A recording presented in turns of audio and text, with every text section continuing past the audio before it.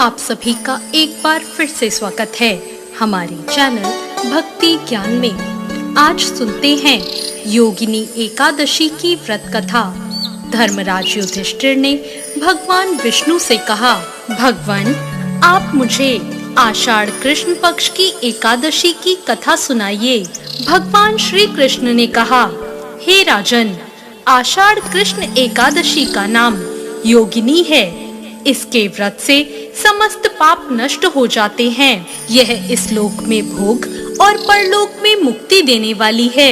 यह एकादशी तीनों लोकों में बहुत प्रसिद्ध है। मैं तुमसे पुराणों में वर्णन की हुई कथा कहता हूँ, ध्यान पूर्वक सुनो। स्वर्गधाम में अलकापुरी नाम की एक नगरी थी। उसमें कुबेर नाम का एक राजा रहता था। कुबेर शिव का भक्त था और प्रतिदिन भगवान शिव की पूजा करता था।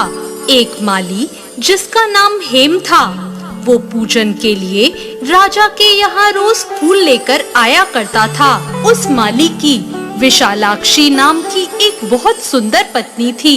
एक दिन वो माली राजा के पूजन के लिए मानसरोवर से पुष्प ले तो आया, लेकिन अपनी पत्नी की तरफ आकर्षित होने के कारण वो अपनी स्त्री से हास्य विनोद और रमण करने लगा और राजा को फूल देना भूल गया। और उधर राजा दोपहर तक उसकी राह देखता रहा। अंत में राजा कुबेर ने अपने सेवकों को आज्ञा दी कि तुम लोग जाकर माली के न आने का कारण पता करो, क्योंकि वो अब तक पुष्प लेकर नहीं आया। सेवक उसे देखने गए और उन्होंने वापस आकर कहा, अपनी सुंदर स्त्री के साथ वो हास्य विनोद और रमण कर रहा है, इस कारण वो पुष्प लेकर नहीं आया। यह सुनकर राजा कुबेर को क्रोध आ गया और उसने क्रोध में आकर उस माली को बुलवाया। हेम माली राजा के भय से कांपता हुआ वहां उपस्थित हो गया। राजा कुबेर ने क्रोध में आकर कहा, अरे पापी, नीच, कामी, तूने मेरे परम पूजनीय ईश्वरों के ईश्वर भगवान शिव महाराज का अनादर किया है।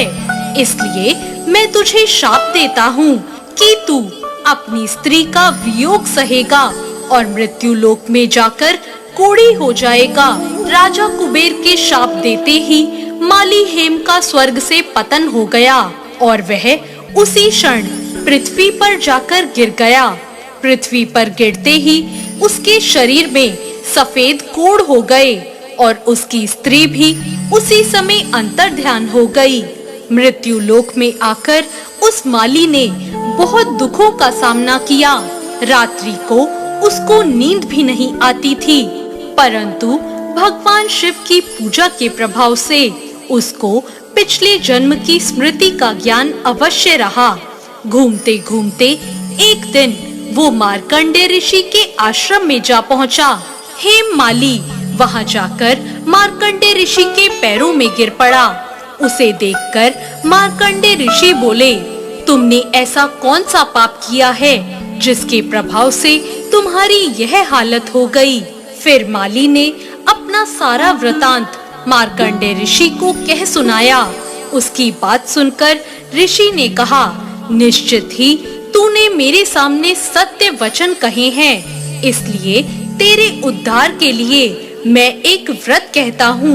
यदि तू आषाढ़ मास के कृष्ण पक्ष की योगिनी नामक एकादशी का व्रत विधि पूर्वक करेगा तो तेरे समस्त पाप नष्ट हो जाएंगे। यह सुनकर हेम माली बहुत प्रसन्न हो गया और मुनि को प्रणाम करने लगा। मार्कंडेय ऋषि ने प्रेम पूर्वक उसे आशीर्वाद दिया। हेम माली ने मुनि के कहे अनुसार विधि पूर्वक योगिनी एकादशी का व्रत किया और इस व्रत के प्रभाव से वह अपने पुराने स्वरूप में वापस लौट आया और अपनी स्त्री के साथ सुख पूर्वक रहने लगा। तो ये थी योगिनी एकादशी की व्रत कथा। भगवान श्री कृष्ण बोले, यह योगिनी एकादशी का व्रत 88,000 ब्राह्मणों को भोजन कराने के बराबर फल देता है।